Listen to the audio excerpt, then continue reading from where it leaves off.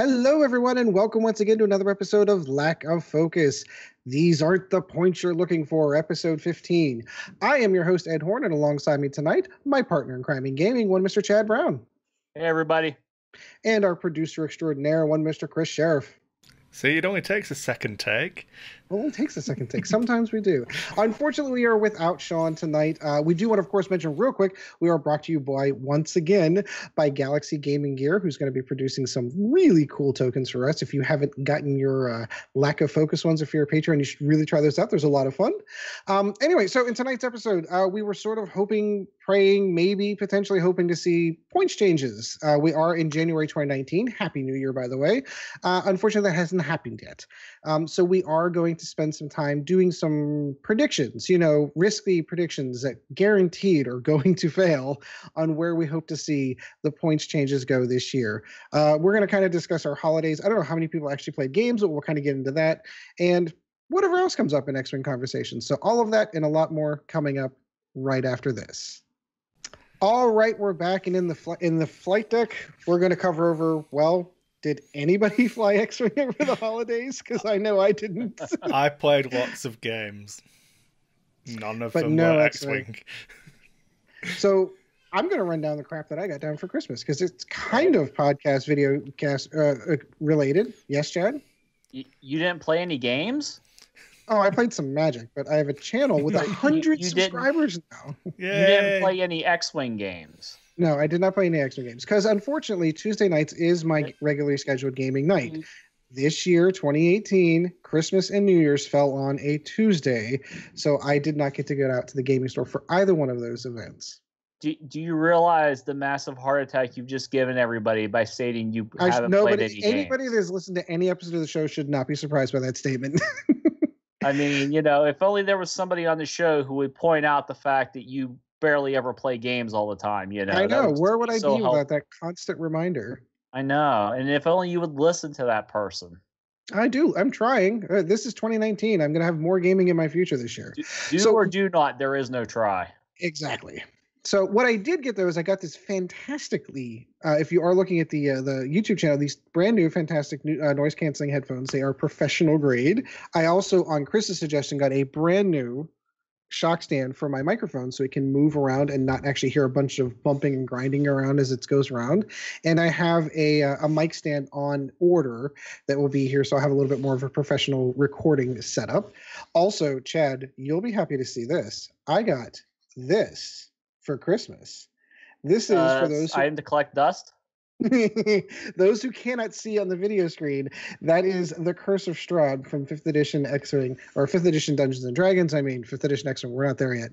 Wow. 5th edition Dungeons and Dragons, which means that we need to start playing some D&D, and relatively soon.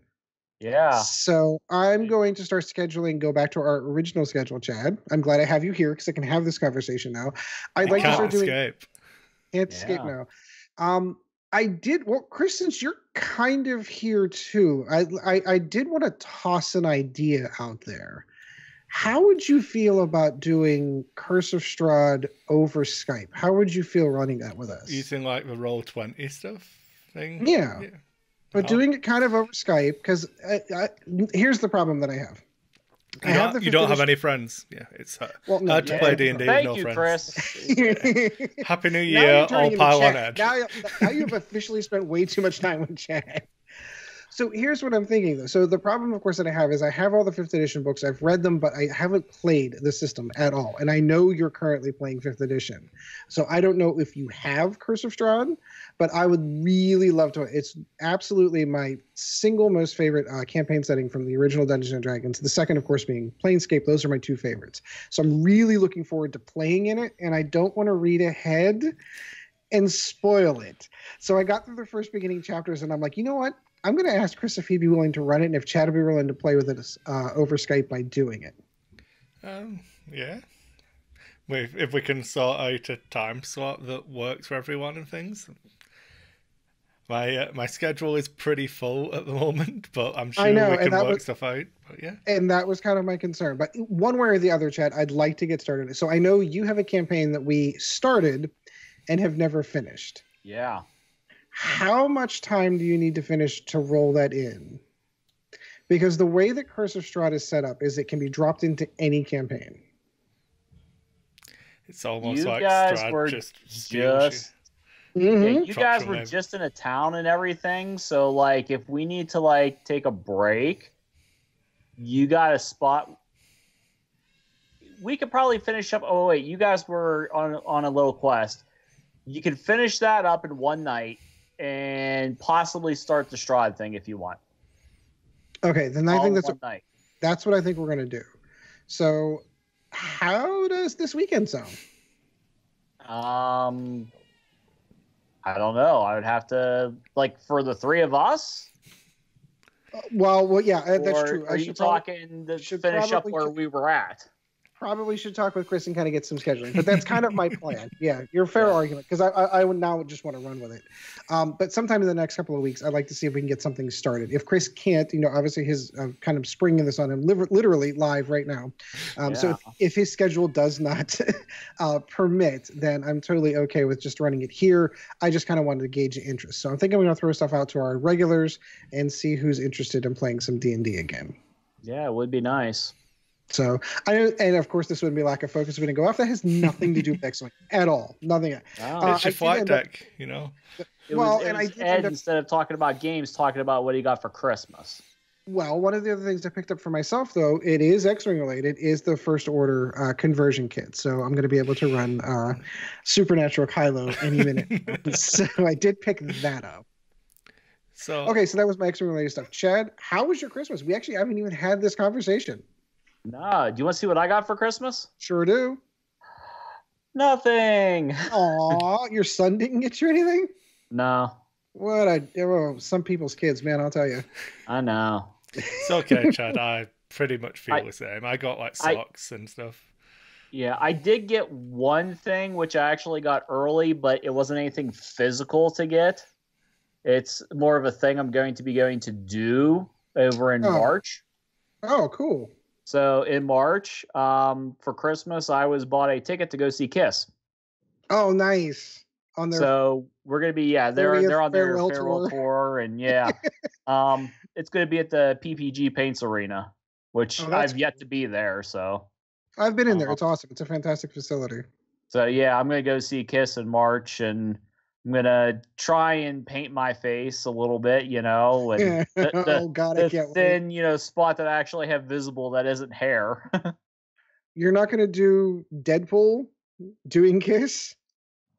No. Although I did see a T-shirt that had 4 Deadpool masks, and each one of them, the black eyes and all that, were done up to be a different member of Kiss. See, the picture is out there. I could do that, but I don't want to wear a full face mask. Oh, because you actually want to enjoy it. Yeah. So I figure I'll just paint like this part of my like from my hairline up to my hairline. I'll just paint I can see area. That. So. You did get to meet one of the people. I've only ever gone to one of your cosplay Comic-Con kind of things, but you did get to meet someone. And since we were last recorded, that I really, really wanted to meet, and I totally forgot it was that weekend. I forgot to mention this. The only person I think that would have gotten me out of the house to be able to go and drive up there to go see it, Brent Spiner, was there, who played Data from Star Trek. I absolutely regret not being able to make that and not going. Dude, I was first in line for his table. He came walking in, and he's just singing along as he comes walking in and sits down and just, having a pleasant conversation. Really, really super nice guy. He was really awesome. One of my childhood heroes. I'm really regretting if he comes back next year. I am reserving that time frame. I need you to drag me out of bed or whatever it is going to take to get me there. I'm really regretting I didn't get to go to see that. I was going to say Denise Crosby was there, and Gates McFadden was scheduled to be there, but she canceled. So Jerome Flynn was there. Yeah, from Game of Thrones. Oh, you should have heard the Q&A. He's a quite hilarious guy. Also from Robson and Jerome. That's true. Yeah, for those who don't know. London's Burning, Unchained Melody. What a guy. Yeah. He is my idol. Well, so what I heard, the way that Chad told the story was he wasn't even scheduled to show up to the Q&A. He just walked into the room and started talking. Well, Sounds about right. Took somebody else's Q&A. Oh, okay, gotcha. The guy who played Pinhead from Hellraiser was supposed to have a Q&A. The original guy or the false Pinhead that they did that made it DirecTV?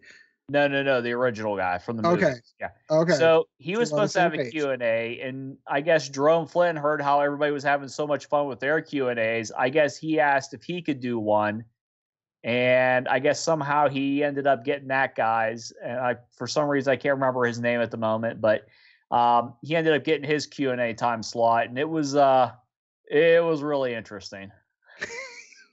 I assume you were in the room when that happened. Yeah. Oh, good. Why would I say it was really interesting if I wasn't in the room? Well, considering how big of a star he is, I just didn't know if you'd be able to get into that room since it was kind of short notice kind of thing. I'm hoping that everyone was in there asking him like Hellraiser questions and didn't know. That would have been awesome. Well, how many pins do they stick to your head for the movies? Oh dear. Oh yeah, no, he was asked some really, really interesting questions, and some of them he had some really, really interesting answers. Like he was asked about, does the cast get together after shooting and go hang out? Like, what do you guys do and stuff? And he's all like, "Well, I'm gonna have to plead the fifth on what we do sometimes." I was like, "Wow, he's a little bit of his character in him, So, absolutely, yeah." Lots of interesting people there. The next one is going to have another two Star Trek guests. Walter Koenig's going to be there, who's Chekhov from the original Star Trek, and William Shatner's going to be there. Yeah, I heard Shatz was going to be there. He's another one that would draw me out. Yeah. The one that would really get me, if Patrick Stewart were there, I don't know why Patrick Stewart would go to Altoona. That's just asking for like trouble. Yeah, right? Jean-Luc Picard and Professor X. You're okay. I'm done. I'm not coming. Yeah. Well, because that's what I heard is that he stopped doing he does the big ones like the San Diego Comic-Con. He'll do that one, but like the little ones is just he's just taking those off his schedule. He's just not doing those kinds of things. Which I'm sorry that Shatner's going to be there. Well, and that's kind of what I was getting at. Like, I'm really surprised to hear that Shatner's going to show up to Monroeville, PA, to do a Q&A kind of thing at a Comic-Con. That's really sign autographs and do the professional photos and yeah. So that one might get me out. Data's the one. I'm really so sorry that I missed Brent Spider. I'm going to regret that for the rest of my life. You should be. And the one Data over Denny Crane. What are you talking about, man? I know. Well, so the other one that I missed was whenever David Prowse was there. And then David Prowse basically retired from doing them right after, legitimately right after that. Yeah. And how I missed Vader. How do I call myself a Star Wars fan and I didn't get to see David Prowse? I saw him. I know you saw him. I got to see him, and I got to see Adam West before he passed away. You did? Emperor Ford. You have Emperor Palpatine. You have his Emperor Palpatine knighting me. Oh god, that was such a good picture. I know. All right, yeah, you could actually do this kind of stuff. I know for me, it's the ridiculous amount of money it costs to do that, though. No, I buy your tickets early. Yeah, I guess. Are so bad. I mean, it's just how big of a celebrity. Yeah, the entry tickets aren't necessarily what it concerns me. It's like, what did you say you paid to get into Brent Spider's line? Was what, $60? It was $60 for autograph. Yeah. That's for 5 minutes of the guy's time. I'll sign autographs for $5, guys. Canadian. That's like practically free. Wait, I think I got some dryer lint here. Right? Anyway, so you have anything else you want to cover from the last 2 weeks of what you did? Obviously, I don't know if you had any games or not. I know Evan was trying to get some stuff going on up at the store. Yeah, it's just been a little crazy here and everything with the holidays and all kinds of other stuff, and actually haven't really gotten any games in. Hopefully that gets remedied here soon. So that would be the hope. Yeah. Worst case scenario, maybe if we don't play D&D this week, maybe we get over and play some X-Wing. Like bring Logan down. I know Logan's been itching to get some more games in. Yeah, we're trying to talk Josh back into X-Wing, so pull him in. Pull him in. Absolutely. Josh, I'll just on that McMillan, if you listener from Nova Squadron radio days. He played that list until it ran it into the ground. Anyway, all right, so we've been odds legal. Yes. So we monopolized a lot of time here. That was a horrible. Kris, how about yourself? I know you said you were playing some games, not of course X-Wing, but you were playing other games. Yeah, my mum told me on the Thursday before Christmas, being on the Tuesday, that she was coming for Christmas. So surprise! Yeah, so I'd already invited one of my friends from work over because we normally have somebody extra, just because it's just me, Joe, and the baby. Otherwise, it used to just be me, Joe, and the dogs, but there is a baby as well now. So we had 4 of us. We played some board games. We played Century Spice Road, really good. I can recommend that one. It's one of our favourites. Played King Domino, Queen Domino. What are some other games as well? And yeah, it was generally good. I was going to go and grab my bag because I have reorganized. I did an X-Wing related project, so I'm going to see if I can nip, and I'll have to edit. But yeah, no, sure, go ahead.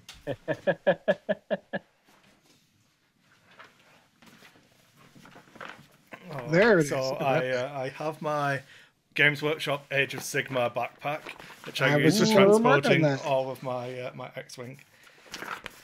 So I've packed it all up nice. So we have my tokens and dice and everything. Then we have in my FFG World Championships 2015 card box my oversized damage deck. I have one of those right over there. And all of the squads that I'm currently flying. And then I have in a Plano all of the dials and ships for 4 different squads. So I got all organised, and so I have my travel bag ready to go. I can play X-Wing anytime, anywhere, and still. What do you do for your templates? They fit in this one. Oh, they fit in the that Plano one. Yeah.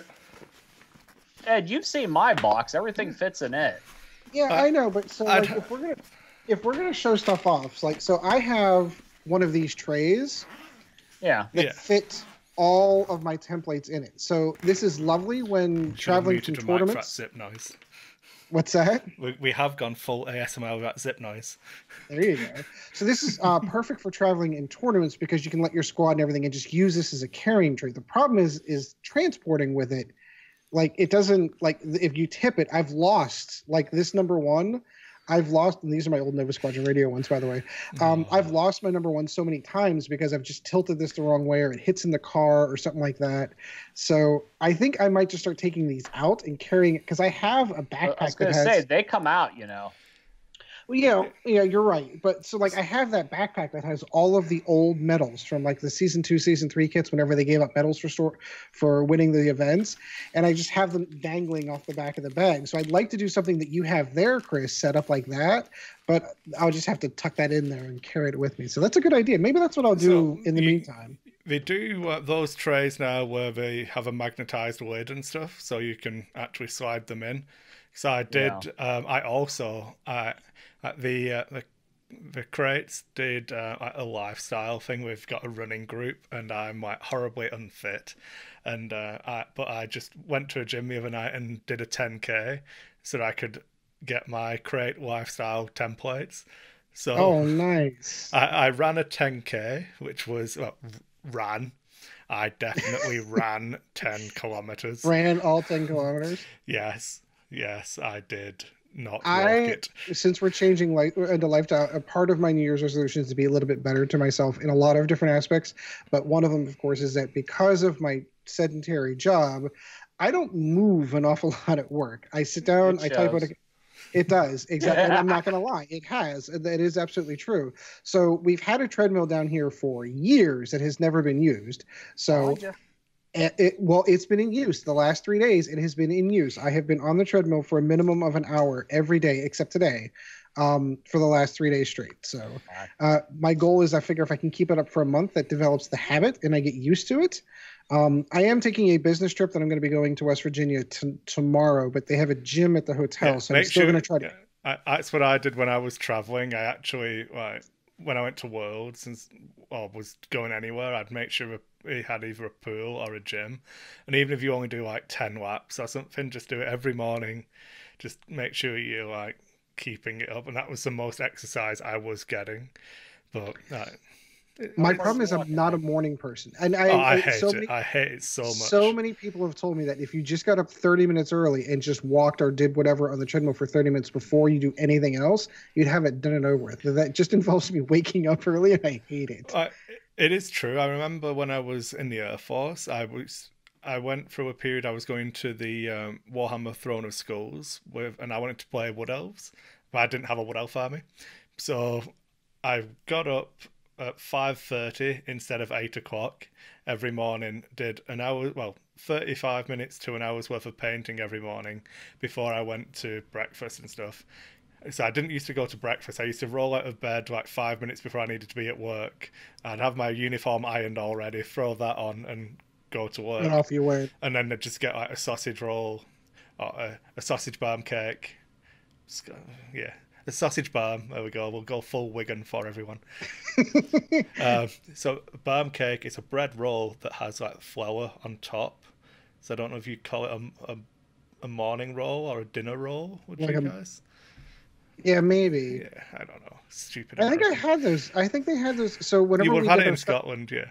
Yeah, when we did our traditional Scottish breakfast, I think I had exactly the same thing that you're talking about. So those are awesome. Yeah. But if you do that every morning whilst working in a second line bay repairing Sky Shadow pods, you get really, really fat. Yep. So totally understand. I used to How go. far are you walking? So I'm just starting out. So I'm doing 2.5 miles every day. That's good. Yeah, it's just starting out all right. It is just starting out, but like keeping in mind, like I'm not really super physically active in my job, and running around chasing kids doesn't count. So I need to do something. I figure if I'm doing something, I'm going to eventually get it into running is my goal. But I figure you've got to walk before you run, figuratively and actually. So I'm going to start with a month of that, and then I'm going to start pumping up the speed as I go. The worst thing you can do, especially I don't believe in New Year, right? On December, it happens. It's real. On December 31st, I went to bed at 9 o'clock. You know that time is a made-up concept. It doesn't. Dates don't exist. If you're a Roman emperor, you can just steal dates from one month and stick it on another. It's not really relevant. China has a different New Year. If you're in Australia, it was a New Year a day before, which it just doesn't make sense. So and arbitrarily January 1st and December 31st were just picked. It has nothing to do with Earth's orbit around the sun. New Year is just a massive excuse. So I hope this doesn't happen, but I'm going to run a theory by you now, Ed. So you're going to walk on a treadmill every day in January, and then you're going to start running in February. Probably like the middle of February, you're going to push it a little bit harder, and you're going to be tired, and your knees are going to be sore. And then you'll miss a day, and then you'll do it again the next day, but go back to walking. And you try running again, and then you'll miss a couple of days, and then suddenly you'll eat 15 sausage rolls, and it won't matter anymore. And then you'll be like, oh, damn, it's like April, and I didn't do any running. Oh, well, might as well wait until January again. Well, no. So, like, this you know, is kind of... You can choose any time to change. Like, you can pick any time in your life to better yourself. You don't have to wait till January the 1st. I know. It for me, 2018 was a crazy kind of year, and I really lost a lot of the things about taking care of myself, and I gained a lot of weight this year. Which I don't gain weight, I gain chins. There's that too. Chins and man boobs. Yep, no, on board. Totally understand. But no, for me specifically, I've always had this ability to I've always had this ability to put weight on and then take it right back off. And sometime around 35, that stopped. Yeah. That just stopped. It stopped happening. I still have a vivid memory of being in high school. So this would have been like 15. And I wasn't athletic by any means, but I had a decent metabolism. I had like a 6-pack, and I was fine. And I ordered. We used to get like a slice of pizza, and like one day I got like the full pizza, and they had to cook other ones. So like, with 12 people behind me in the line couldn't have pizza, and we were chatting. It's like, oh yeah, I can just eat anything I want, and it's like I just don't put weight on. It's awesome. Yeah, stupid Kris, stupid past Kris, ruining my life. Yep. Yeah. That's a problem for 35-year-old Kris. Yep. Or 40-year-old Ed who's like, hey, that weight you used to drop off in the summer every year, it's going to stop now. Yeah. And unless you do something about it, it's going to stay. And it's just going to keep compiling, which is really genuinely what has happened. So I feel like there's a lot of things I need to do to better myself. Losing some weight, getting some actual physical activity because of the career path that I have chosen. That has to happen. Eating better. So if this doesn't help, it doesn't hurt that my wife has decided to go complete vegan for a while, and she's dropping a lot of weight. So she cooks what we're eating. I'm eating that. So I'm eating less meat in my life. I'm eating more vegetables. So it's just kind of hopefully all going to go hopefully well. I recognize that there are going to be counter to this, Ed, is you need to tell her, oh, I'm really into fitness now, dear, and I'm gonna do keto, so I need steaks, not too much, but like that. Sausages and some cheese. I tried that because there's 2 people I work with that are doing the keto diet, and I'm like, oh, that sounds awesome. I should totally do that. Wait, all I have to do is cut out bread? I'm cool. I'm all right with that. Yeah. Anyway, so yeah, so it's part of my New Year's resolutions was I recognize that I totally get the joke that you're going with, but in all true honesty, like I recognize 2019, I want to be a happier, healthier me.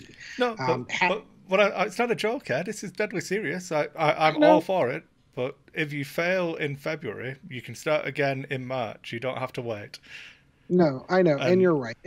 It's really getting down to that one of those things. Like, and you're in the same boat now, Kris. Like I've got younger kids, and I kind of like to stick around for them. That would be good. Like yesterday, like every diaper change was a pooey one. I don't know. I could do with not sticking around for that. Makes you gotta stick around, Kris, because then when it's their turn to change your pooey diapers, then you get your revenge. Speaking of sticking around, they were all sticky ones. Not. Oh God, you gotta love those. I don't know if I said it on this podcast or if it was somewhere else, but like when the highlight of your day becomes when your baby's done an adult poo and it's just a solid block, it's like, yes, this is the best thing I've ever seen.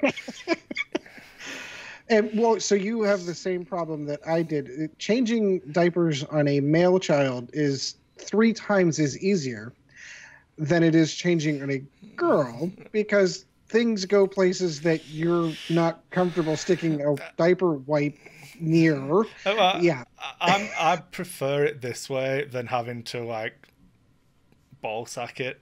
And like, I don't know. I don't know. You know what? Whenever you have your second, and if I think this has got to be the best lack of focus. Yeah.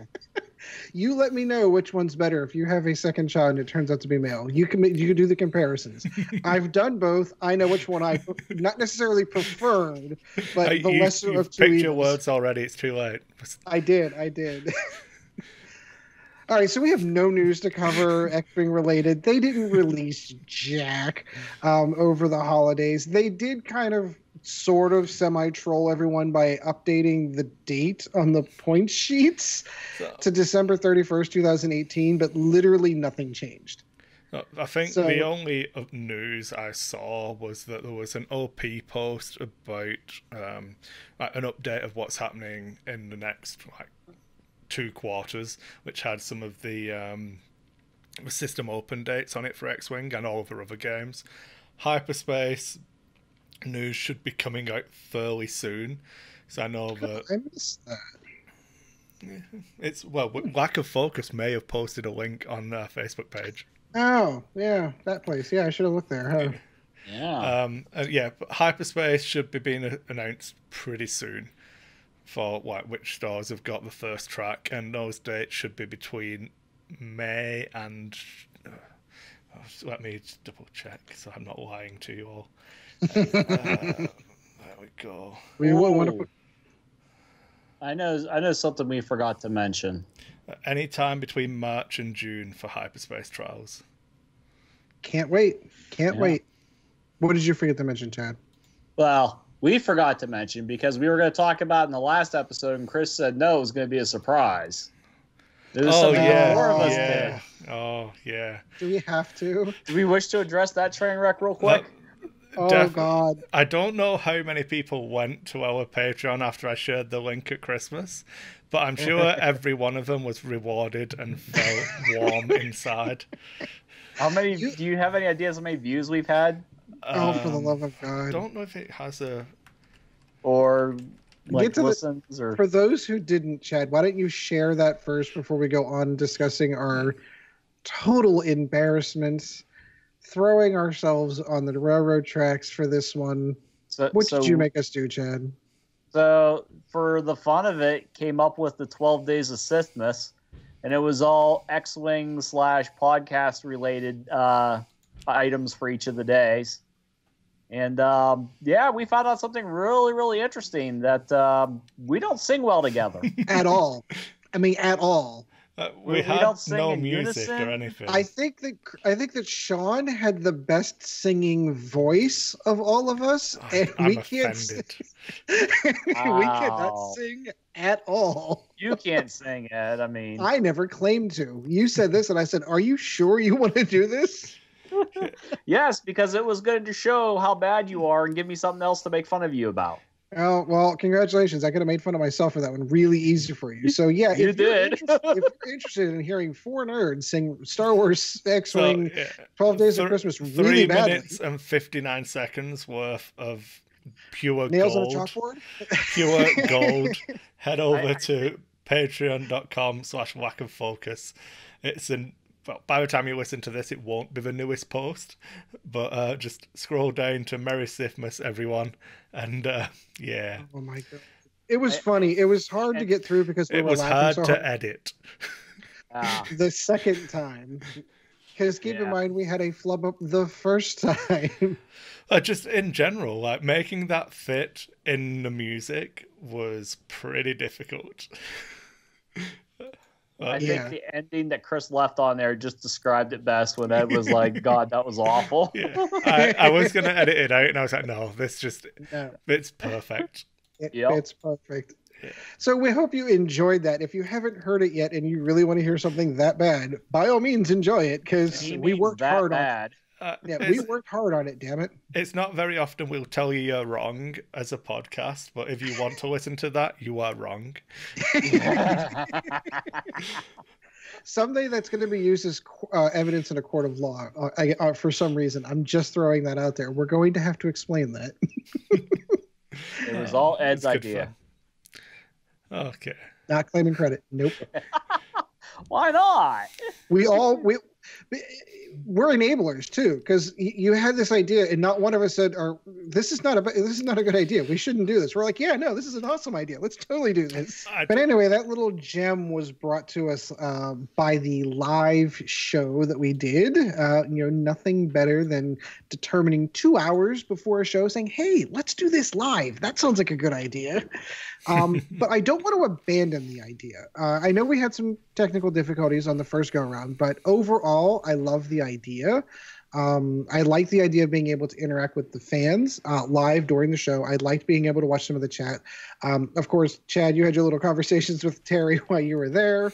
Yep. She was fun. Gotta love it. Hookers and blow. Yeah, always good.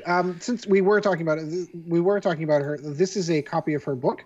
This would be her free little plug from us. It is the Civilized Guide to Tabletop Gaming: Rules Every Gamer Must Live By. That is available on Amazon. Terry's that Terry girl on YouTube. She's been doing stuff with Geek and Sundry. She's all over the place. Fantastic human being. I actually got in touch with. I ended up learning about them from her husband's show. Jaded Gamercast. Yeah. Yeah, yeah. I was gonna say for some reason I was drawing a blank on his name. I more follow her than I do their stuff anymore. But JD Gamercast is one of the podcasts that I used to review on Bell of Lost Souls, and she would occasionally do spots on there. And then she's kind of gone off and done her own thing. Very successful, and very happy that she was able to join us on the show for our first live one. But like I said, I don't want to abandon the idea because we had technical issues. I liked the idea of doing it. I like the interactions, and I think it's something that we should continue to further explore for 2019. Yeah, we just need to put some time and effort into getting the back end side of it working. Because the problem I have with it, especially the way we did it straight to Facebook, which I like, 'cause that's where the majority of our following is. But Facebook's got lots of limitations on the quality you can put out. I don't want to lower our overall quality just to fit Facebook. So it's another expense, I think. The easy way to do it anyway would be to use one of the multi-streaming platforms where I can still output it in one way and then send that to Facebook separately. But I'll look into it and we'll see. Like Twitch or YouTube or something like that? Yeah, because I can only output to one stream key from OBS. So then where I send that is up for debate at the moment. That's the only hard part. And making sure everyone's audio comes through on the different channels without losing the quality. There's a couple of intricacies that we'd have to kind of iron out. Yeah. To try, ultimately, those are production decisions as far as I'm concerned. I support whatever platform you decide to go with. I think any of those would be fantastic. I just like the idea of doing it in a live format. Twitch is probably the direction I'd lean if I had to pick, but again, that's completely up to you. Because from Twitch, you can export that out to YouTube, and from YouTube, you can export out to Facebook. So I feel like that's a natural flow. But again, whichever direction you decide to go, I support. Yeah, well, sure, we'll figure something out. So that was a whole killer of flight deck and news of a whole bunch of nada, aside from the points that weren't changed. So anyway, so I think that's going to cover the news, flight deck, and catching up on the holidays. We are going to talk X-Wing, I swear it. And in the main topic, we are going to be covering over our predictions, our never-fail predictions for what we think the points might change to when the point change actually happens sometime this month. So hopefully we'll have that to talk about next episode. So all of that is going to be coming up right after this. All right, we're back. And in the main topic tonight, we're going to look at the potential point changes we expect to happen when the points change eventually does come here in a couple of weeks. So I know, Kris, you had a baseline that you wanted to start this one off with that I fundamentally already had a objection to, but let's go into it. Okay. So what I thought would be fun for us was to try and, if we each pick a couple of ships and then we all give our opinions on how they're going to change. But then I was like, well, how do you track accuracy for that? I was like, well, probably the percentage change in the points would be the best overall. And I was like, yeah, like an over-under kind of thing. Yeah, but then we can't call it over-under. I think the crates have already got they've got copyrighted, and Kris will come round and beat me up, and it'll be horrible. And you'll be there in March, so he'll be looking for you. Yeah. So I thought if we did a percentage differential between us all, so if you go through it, but then I was like, well, just the changes on their own don't really have that much relevance if you don't have a baseline level to keep them to. So I thought if we picked a ship in the game, and that can be our 0, that can be our null state for X-Wing. So I picked the X-Wing, and then Ed questions this decision. I question it because fundamentally the points costing starts at the TIE Fighter. This isn't an Imperial thing versus a Rebel thing versus a Scum. It's none of that. It's legitimately when the set came out, the Academy TIE Fighter went from 12 points to 24 points. It legitimately changed 0 points from a 100-point to 200-point system. And we know that to be the base that all other ships are gauged on. That's why I thought that would be a good bet to start. I understand your perspective as well, though, for using the X-Wing because it is the titular ship from the game. So, as well as being facetious to you when we were doing our preamble, the core concept of the TIE Fighter being the cheapest ship in the game, and therefore the baseline, is going to be fundamentally flawed upon the release of the droids. Because you now have the caveat that you can only field 8 ships in a list, I think. I'm pretty sure that's in there, that there's a maximum ship. I'm going to have to read the rule book. I've still not done that yet. Worst podcast ever. Right. But if there's a ship cheaper than the TIE Fighter that you could fit 9 into a list, then it throws everything off. So, and the other reason why I chose the X-Wing was because if it goes down in points, so you can fit 5 X-Wings in a list. So you get the variation in both ways. I was pretty glib and facetious to you when we were chatting earlier, because I did say, this is all podcast gold of the reasoning why I picked the X-Wing. But if we can only say the X-Wing would go up in points, then that's fine. You could use a TIE Fighter and it wouldn't make any difference. Pretty confident the TIE Fighter can't go down in points. Well, and that's kind of where my argument came in. I legitimately feel like the 24 points where it's at, it's not going any lower. That everything else is going to rise above it as opposed to dropping below. So that doesn't work for what we want to do with the percentage differential. Because if the X-Wing gets cheaper, then that... I see your argument. If something gets more expensive and the X-Wing gets cheaper, it gets incrementally more expensive if the X-Wing is your baseline. So I think the example I gave to you guys when we were discussing it now was that if Vader gets 5 points cheaper, but an X-Wing gets 1 point more expensive, Vader only got 4 points cheaper. Is how we're going to judge it, and that'll be the 4 points from a percentage of the 70 points that he was. So that's how we're going to score it. I've got my yellow legal pad and pen ready for whatever ships we all go through. So we'll go through. That's how we're going to judge it. I thought. Okay, so we're going to judge this on the starting point of the 41-point Blue Squadron Escort or the Cavern Angel Zealot. They're the same point cost. Yeah. Okay. So do we? Since we're in Rebels, do we want to start with Rebels? Yeah, I think. Okay. So again, we can. So I thought if we all pick, how many cards should we do? Because we could do ships and upgrades. Do we want to do a number of hyperspace and then a couple of extended? Well, it's funny that you mentioned that, because that is the first point that I would like to bring up on points changes is how heavy do we think hyperspace versus non-hyperspace changes are going to come? Do we feel that change is going to be all-encompassing to both facets of the game, or are they strictly on this first update, since we know we're going into hyperspace events and what is hyperspace legal, that's where they're going to focus on? So there's no upper minus on this one. I happen to believe the latter, that they are going to focus on hyperspace ones, and I can almost fearless guarantee that they're not going to touch extended. Okay. Because they really want to get the competitive one down, that they know the season that they're going into from March until June, like we know, and they've got 2 months they've got 2 months before they're going to do it. I think that's where they're going to focus on. So if we do see any extended changes, they're going to be minor at best, but we will see more changes leaning towards the hyperspace legal than non-hyperspace legal.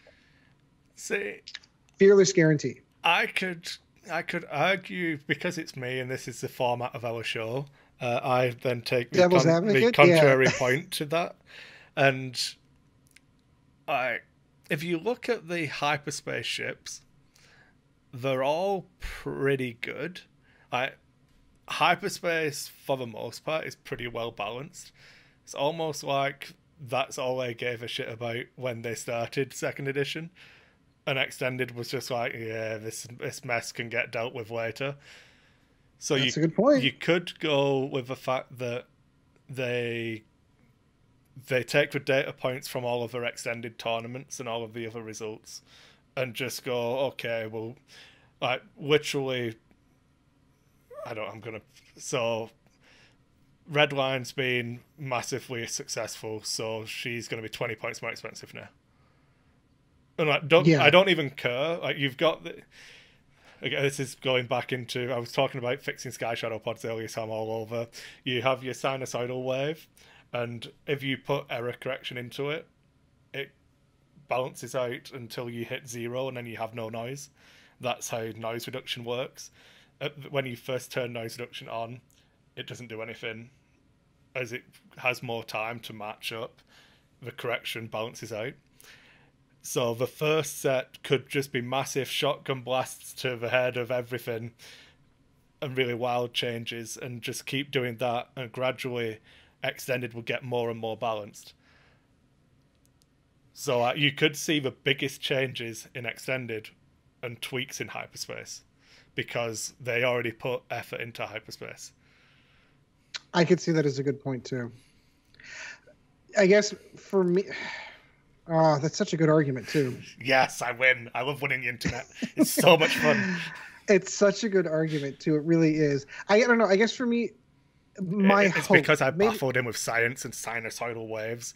He actually forgot we were talking about X-Wing, and he's like, yeah, this makes perfect sense. No, he does. He makes logical sense. I guess for me, like I would think that whatever the next change comes in is going to be post Hyperspace events in June. I don't know if they've announced the date for it. So if you're looking at January for Fix 1 or Patch 1, you've got to assume July for Patch 2. Right, yeah, which would be post Hyperspace. Yeah. So that's the only reason why I'm leaning in the opposite direction, thinking that if there are going to be changes, you might be right. They might be very comfortable with where they are with point points. I'd argue some of those points that I don't think that they're comfortable. I think there are a handful of things that should be tweaked. So shall we get into specifics then? And sure, yeah, let's get into some specifics. You've obviously got something in mind, so fire away. Come on. Supernatural reflexes. Let's go into that. If I'm going to start anywhere, that is where I'm going to start. The new boogeyman. Okay. The new boogeyman. So there aren't a lot of the generics that are hyperspace legal. So this still falls into my same theory. So, but when looking at hyperspace... Sorry, if we're going hyperspace, users for Supernatural would be Vader, Luke... Kylo and Rey. Kylo's the one that concerns me more. So obviously, before the First Order was announced and before anyone really had the opportunity to play with it, Supernatural Vader was kind of the boogeyman next to Boba Fett. The boogeyman never appeared really. Everyone, right? Because he still doesn't convinced, have boost on his dial. Yeah, I'm convinced that it's good, but that the players aren't. That's a fair argument. Or else we've been playing Extended, in which case it doesn't matter how good he is because he's not the Extended power level. But... Right, yeah. However, Kylo will be hyperspace legal. Yes. And he will be legal before hyperspace happens. And I think if they're already beginning to see how much that ramps up Vader's ability or the ease of use... Luke's a big one from what's like pre-Kylo days. Supernatural Luke was a lot scarier than Supernatural Kylo because you could flip to have a boost on the dial if you needed, boost on the action bar if you needed to. You had access to everything, and it was a pain to deal with if flown well. Yes, I agree. So I think that if I were to pick the first one that I think is going to get a bump or a decrease in points, Supernatural Reflexes is the one that I'm going to go with, and I'm going to anticipate a points increase. I'm writing it down. I need numbers, Ed. So it's 12 points at the minute. It's 12 points now. Part of me wants to say 15. Oh, 3 points. That's 1.5 points in old money, man. Come on. And that's why I feel like it's not enough. So I guess I don't want to go to... all right, I'll go bold. I'm going to say that they're going to bump it up to 20 points. Ballsy. It is ballsy. Because bumping Supernatural to 20... I'm writing it down that you said 20. Mm-hmm. No, that's fine. It takes Vader to 90 points. And it takes Kylo to what? I don't know his points off the top of my head. I'm getting it. I don't know. It's in my bag. I've got it. I knew I opened this up for a reason. I did open it up and then I lost it. Kylo, it would take him up to 102 points. With nothing else. He is 82 points base. It would take him up to 102. And for the level of effectiveness that ship brings to the table, I think that's fair. That's still playable. I'd still run that. I'd still run it too. Yeah, no, I still think it's worth it. It just definitely reduces his supporting cast more so than anything else. I think he's still going to be able to take over a game, but at 102 points, at least you're getting 51 points when you don't beat him and he still wipes out all of your squads and you only half point him. So I have a question for you both now. Mm-hmm. Yeah. Say that you're bang on. Supernatural goes up to 20 points. Is that just a non-viable card if you want to run a generic Inquisitors in Extended? Or if I want to play generic Jedis with Supernatural? Ooh, that is a really good point. I think it's still. Do you care? No, and I think ultimately I don't care. Is bringing Supernatural Kylo in worth it being an unusable card on the lower initiative pilots? So for me, it goes back to the concern that I had with bringing force mechanics into the game in the first place. Is force users should feel overpowered, but you should still pay for that. So the idea of potentially running 4 supernatural Inquisitors or 4 supernatural Jedi, that could break the game. Like you could almost make an unkillable squad that you have no idea where they're going to be. Like that's, for me, I think it is worth it for game balancing for any force user to bring that down a notch to make it balance out with the number of ships that it goes with. So I'm comfortable with that change. Okay, come on, Chad. Supernatural. Are we going up? Are we going down? I think it is going to go up in points just because it's very popular. You're going to see a lot of lists winning with it. So I feel with the way the new app and everything is that they're going to be able to respond to this is the popular thing. Let's try and nip that a little bit in the bud and try get people to fly something else. Like I said, that's going to be a very popular thing. So it's going to go up in points. Ugh, I don't know how many are you going to go like 19.5 and undercut Ed? We can't do half points here. Oh, no, you can. I did $1. It's going to go up 1 point. Oh, dear. No, it's 12 now. Yeah. I'd say 17. They'll tack 5 points onto it. Okay. 17. It's a good number. I'd be okay with either of those, to be honest. I think 20 puts it. It's a commitment. Okay, so I'm going to, just so that I lose our game, I'm going to say that it's going to go up as well. I'm sticking with it's going up, but because I brought up the concern that we're going to have some War Initiative pilots coming out who, I'm not saying that it's a correct choice to run Supernatural on them, but it could be fun to have all Supernatural Jedi. So I'm going to go with 15 points. So you're going with a 3-point upgrade. Chad's going with a 5-point, and I'm going with I'm pretty sure I just slagged you off for picking a 3-point increment and then forced you into going to 20 and then chose that for myself. I noticed that. I did notice that. Yes, bullying the host into making bad decisions. You don't have to bully him into that. He does that on his own. Oh, yeah. Okay, so, right, I think if we do it round table, so Chad, do you want to pick something and up or down? It can go either direction. Strikers. Ooh. Specific or just a chassis in general? See, like I know I got my favorite Pure Sabacc, and I know a lot of other people are into Duchess. But I mean, I think maybe just strikers in general instead of trying to just pick one pilot. So let's start I say they're going up. Let's start off with the Planetary Sentinel, which is the low pilot skill or low initiative one, which is currently at 34 points. And we'll say that whatever points change that you recommend propagates through each pilot. Well, it's percentage changes, so as long I can average out the percentage change over all of the pilots because I don't mind doing extra work.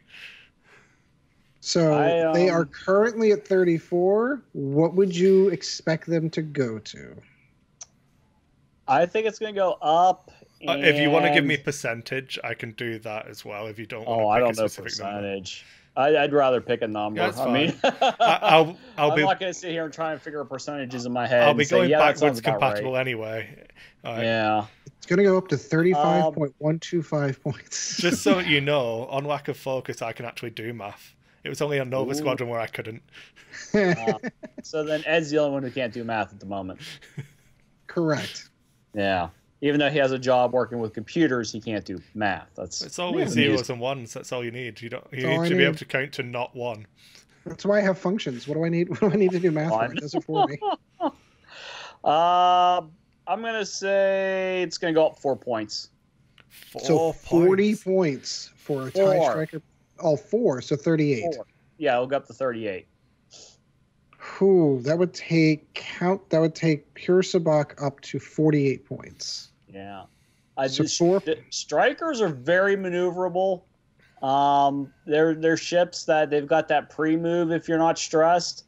You're going to see that's going to become very valuable in this game because where you're situated is now a lot better than some of the upgrades that are going on right now. And a lot of that to is get out of firing arcs. Yeah, a lot of that is after movement knowledge. Yeah. Yeah. So with a striker, it's supernatural built in. Oh, half of supernatural. Half of supernatural, yes. You have a boost, you have your move, and then if you didn't stress yourself, you've got a barrel roll. Oh, you can take afterburners and boost and barrel roll. Uh-huh. Oh, yeah. But that gives you the ability to be able to react after everything's been laid down and to be able to go, ooh, I need that bailout move. I'm going to boost the other direction and just get the hell out of Dodge. Yep. Yeah, I could see that. So are you, come on, Ed. Are we going up? Are we going down? So the interesting part about that statement, so I've not been paying as much attention, but I've been playing enough that I've not seen a ton of strikers in Imperial lists. I think competitively all around, people have been talking more about Scum specifically, which we are going to get to, Chris, and some of the Rebel stuff. And I feel like the Empire is in decline, is that they're not as strong as the other 3 existing factions. And by the time this comes out, the other 2, I actually think that the strikers are going to come down by about 4 points. Okay, so I think let me give you an interesting break point for a ship. So if a ship costs less than 34 points, you can fit 6 of them in a list. Oh, that's an interesting point. If it costs 33 points, strikers. you can take 6 PS1 strikers. So 6 3-dice primary attacks in your list.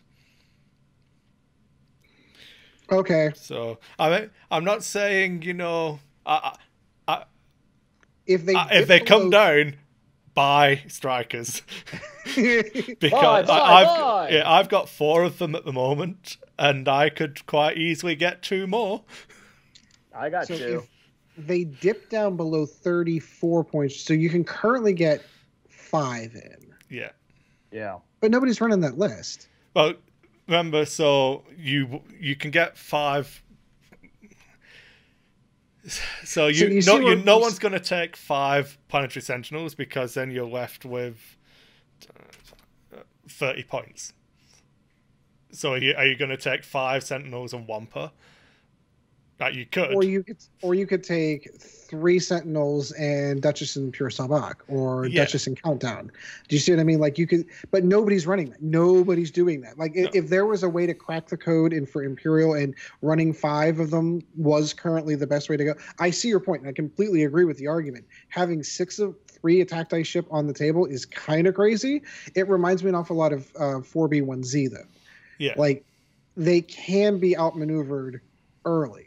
So even having all of those 3 attack dice on the tables, they are still in a TIE fighter style frame. They die quicker than TIE fighters. They die quicker than TIE fighters. While I agree that that's going to be a hell of a glass cannon, I think a halfway apt pilot will be able to outmaneuver and drop 2 of those off the board really, really quick. So yeah, I'm sticking with it. It's fearless predictions here. Okay, so we're going down. I'm going down. By how many? 4 points. You go in 4 points. I'm going the 4 points, damn it. 30 points base, -4. Well, this makes it easy for me. That happens. I'm going to make that list and kick your butt with it. So we'll see, because I'll have Supernatural Kylo. So remember, you can do what you want on your kitchen table, guys. So just play it anyway. Yeah. So because I want to win the game, because I know how this math works out, I'm going to say that they don't change, because then a differential change between you saying up 4 and Ed saying down 4. Gotcha. I get to cheat. So I'll say they don't change. Okay. So Kris, it makes it into your park here. Yeah. Well, no, I don't think any of them are going to change. The Sentinel is good in Assault, Slow Swarm, but it's extended, so who cares? Right. The named ones all feel about right. I have a tough choice picking which 2 I want to follow. So the list I've been running with Vader is Vader, Duchess, Pure Sabak, and Wampa. And I always want to put Countdown in instead of one of them. So if I'm making that hard decision, it feels right. If they all get cheaper, I can just put all 3 of them in and there's no decision to be made. So if that happens, Wampa is going by and I'll be running all 3 named strikers and Vader. Heck yeah. Okay, so I've got to pick something now. That you do. Do you want me to leave you some scum stuff? No, I want to see the first one you pick. Okay. I don't care if it's the same one I do. I want to hear the argument. So I'm going to go more specific now because I think the fire sprays are fine. Apart from... So I'm just going to write down Bubba. Aha, that's exactly the same route that I was going to go. So... Overall, the chassis itself is fine. Yeah, I'll give my arguments for it. It's like, no one's complaining about playing against 2 fire spray lists. When we were doing the Battle of Alberta thing and I'd claimed Bubba, people were still trying to fly fire sprays. None of it felt bad. Sean's playing triple fire sprays and enjoying it, is having fun games. I don't see any issues with the chassis. Bubba... we spoke about it straight away, didn't we? They tried to lower the power level of 2nd edition, and Bubba stayed the same. Yes. Bubba's a 1st edition ship in a 2nd edition game, so with the same amount of power, with both sets of powers from both versions of Bubba, he gets all the goodies. Yeah, so I'm going to take the easy option. How many points is he? He's 80. He's 80 going days. up. Okay, 82 points. He's going up by 2. Only by 2. So I'll give reasoning for this. Man. I feel like a slim Bubba isn't that much of an issue. I think this is more of a combination. We'll get to it when we end up on Redline and stuff like that. I think if you do a little bit here, a little bit on Marauder, a little bit on Handgunner, the whole package that is currently dominating gets brought in, but you don't nerf Bubba out of the game.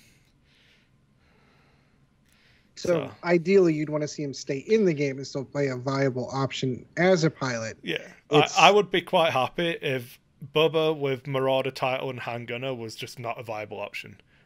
If that combination of cards makes it so that it's too expensive to run proper support, I won't shed any tears. But I don't want to lose Bubba as a pilot. Yeah, completely be pointed out. Yeah, I could see that. Yeah. Okay, so who wants to go next? I've got up by 2. I was going to go a little bit more aggressive. I was going to go up by 5. Up by 5. Under the same argument and pretense, I think that overall the chassis itself is fine. Nobody is complaining about the other fire sprays for their point costs.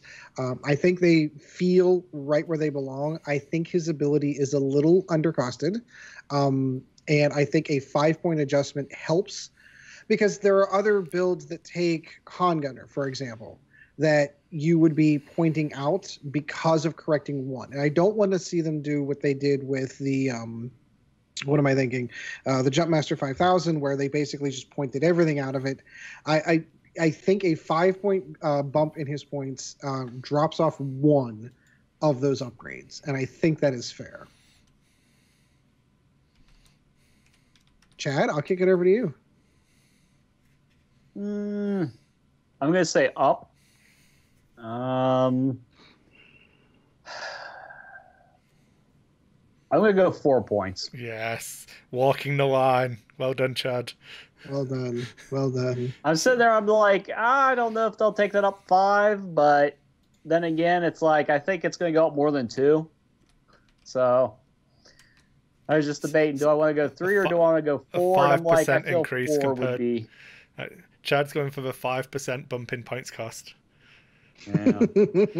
Ed went for 6.25% bump in points cost, for those who are interested. Yeah. Okay. So we're back to Ed again. All right, so we haven't touched Rebels. I have one ship in mind that I feel is in the early days of second edition that is underperforming, and that is our dear friend the Y-Wing. I think we may have gone a little too far on points costings for the Y-Wings. And why can I not find them on this list? So Grey Squadron Pilot, 32 points. Nora Wexley being the most expensive at 43 points. How am I missing that? What You page get is to that? see Logan fly an X-Wing in second edition.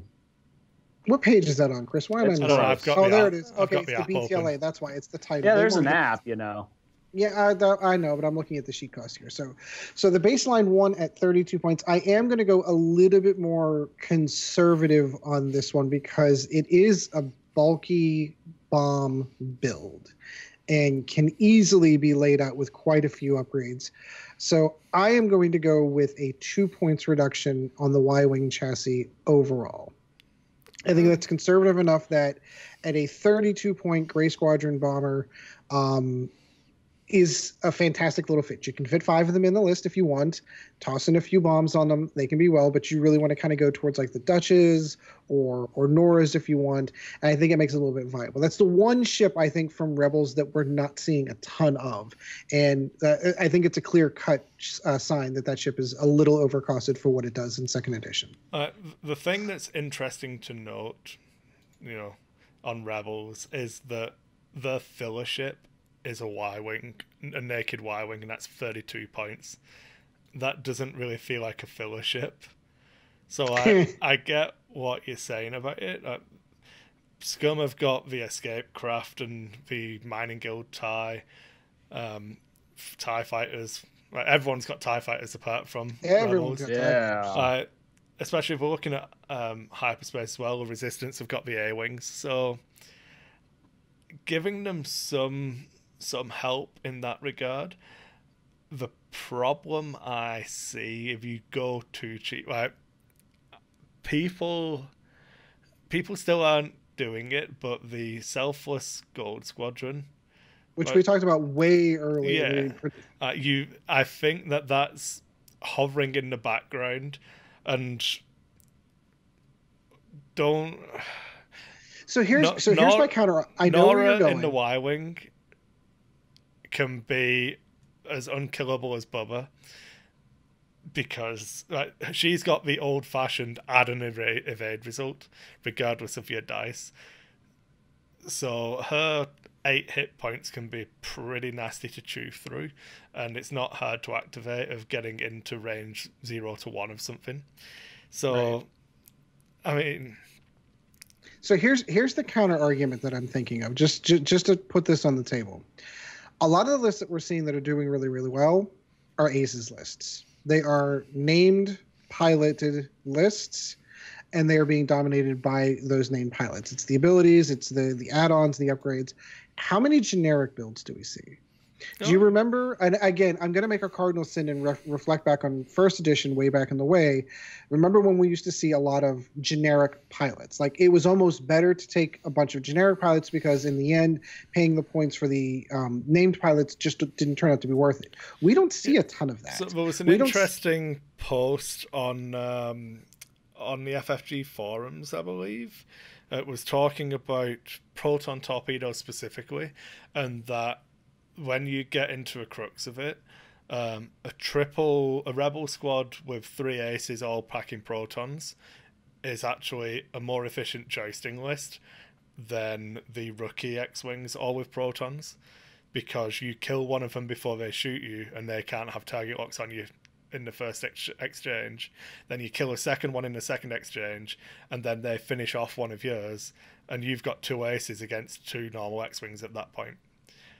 So, and that's obviously very simplified math of going through. Yeah, it's a very simple. So. But now, if you were to take and add an additional Y-wing, to that list, it help. Do you see where I'm going? No, I'm going down, and I'm gonna copy down by 2. I think that's a fair argument. I'm sold. Yes, I've won one. Chad. No change. No change. No change. Safe. Okay. The big gamble there would have been points increase. Double down. Double down on that. Okay, Chad. Do you want to pick a second card? Oh boy. Let's see. What do we got? I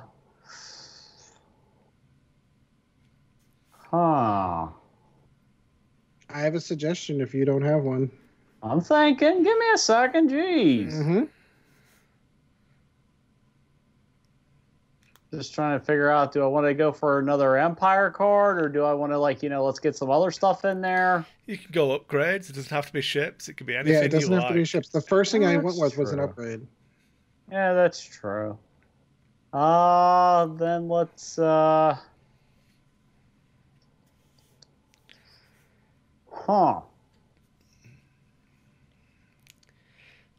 So, I was gonna say maybe outmaneuver.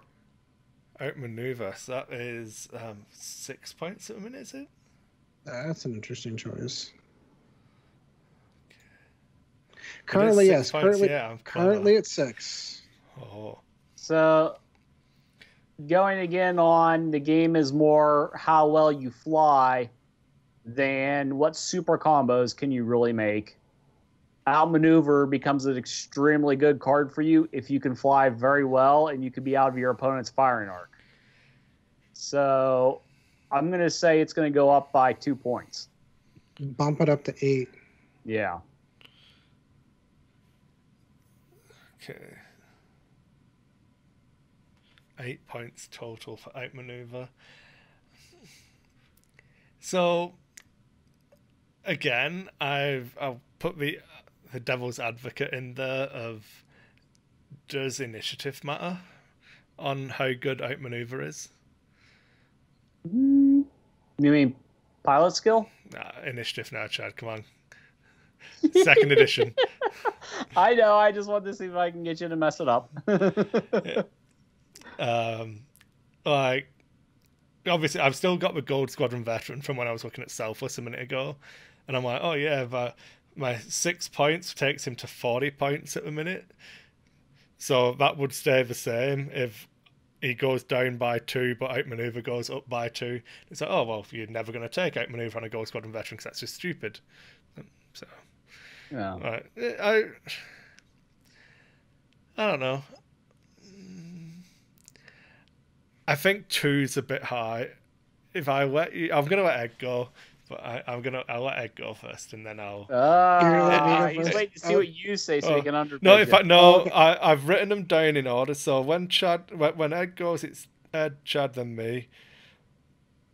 Yeah, in fact, I should go next because then I don't get the advantage.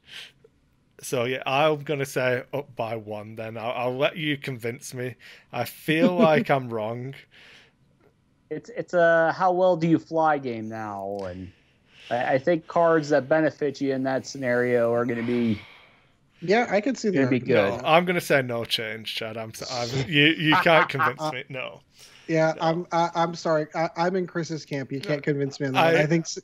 I just crossed it out. I had it read as +1, so I was like, +1's reasonable, but I'm like, it's reasonable at its current cost. I'm out. Yep. I'm in with Kris in this camp. I think outmaneuver stays the same. While I do see the argument. I think that there are a lot of other mitigating factors that would incline me to think that Okay, so outmaneuver isn't the reason why that how particular... cheap would it have to be for you to take it on an Initiative 3 ship? Ooh, 3 points? And then if it was 3 points, would it be nailed onto Wedge? Yep, without a doubt. So, no questions asked. Yeah. Exactly, and that's why I feel like it's fine where it's at. I think you would just staple that card to Edge and leave it where it is. But if it gets any more expensive, I think that it's like literally a Seanism of back of a book card. Yep, it becomes unplayable if it goes anymore. Okay. Where do I want to go next? I'll do another hyperspace one then. Because everything we've done so far is hyperspace legal. No. Yeah. So a little sidebar, can we universally agree that they're most likely not going to adjust the points for resistance in first order? I would be surprised.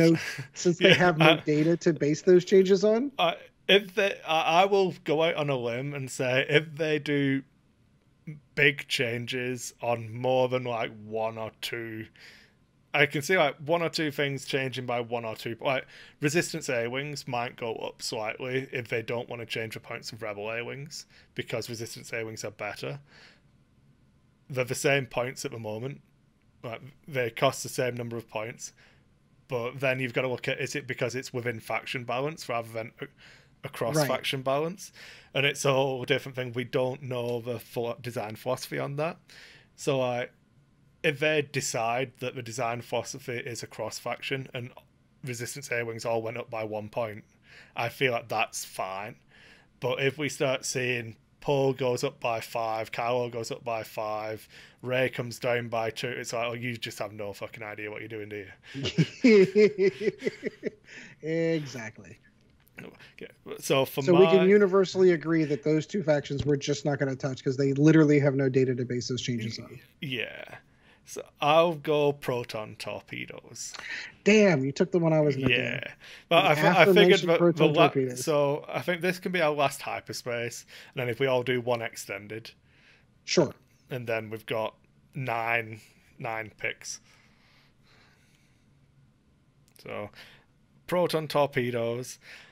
I feel like I've spoken about this in the past on past shows, that when you look at them compared to the old proton torpedoes, the better, you don't get to change a focus to a crit, but you don't have to spend a target lock.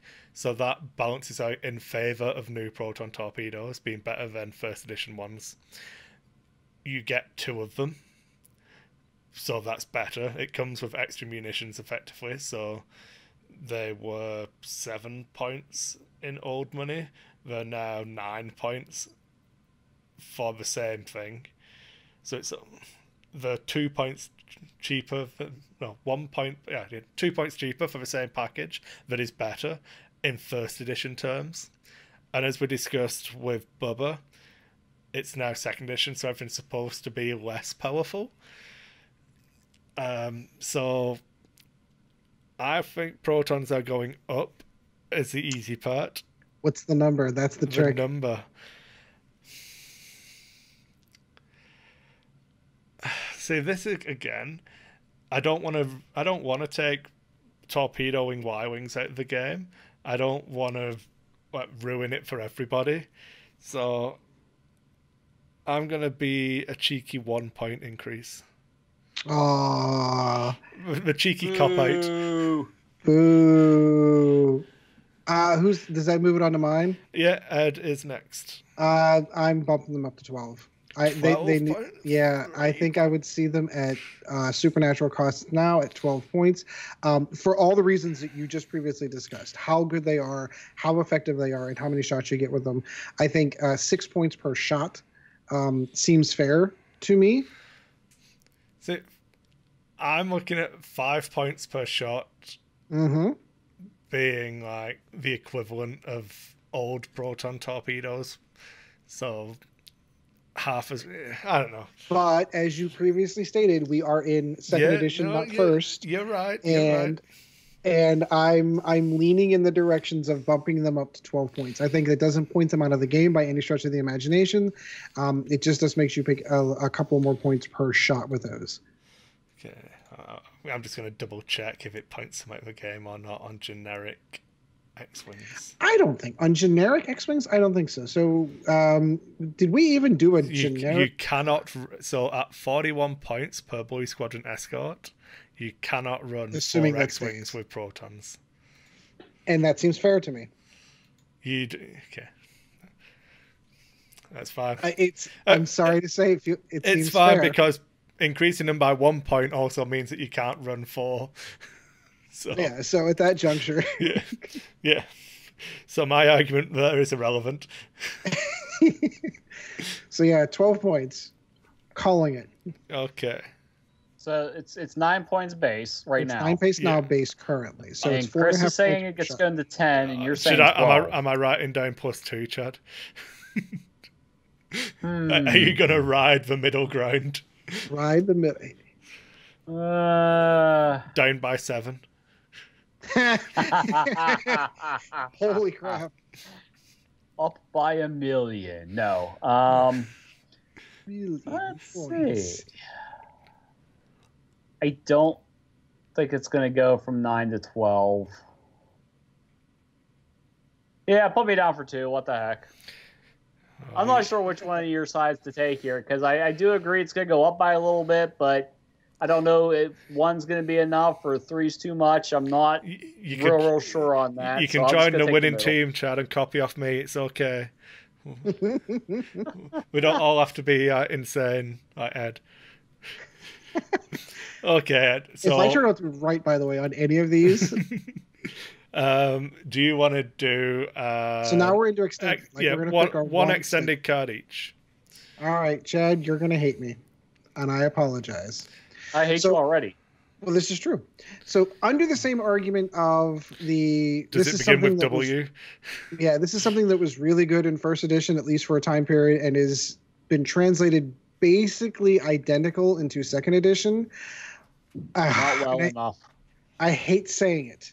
It hurts my heart to say it, but I'm looking at my old TIE Defenders and saying that they are a little defenders. A little I thought he was going Phantoms. I thought it was going Whisper specifically, yeah.